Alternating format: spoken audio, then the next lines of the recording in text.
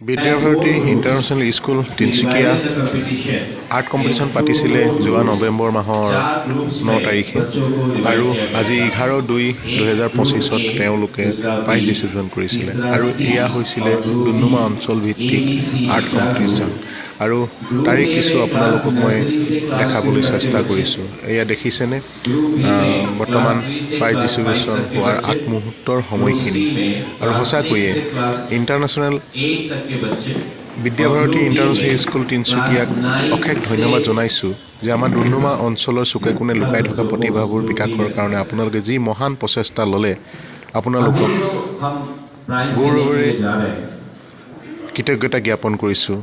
আৰু এই তাতেই মোৰ পোনাটিয়ে আৰ্ট কম্পিটিশ্যন কৰি ক্লাছ 1ৰ ফাৰ্ষ্ট ডিভিজন ল'বলৈ সক্ষম হ'ল।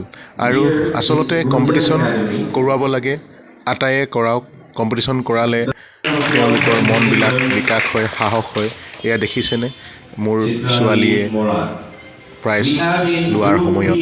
আৰু আপোনালোকেও এনেকৈ আগবঢ়াই দিয়ক ল'ৰা ছোৱালীক।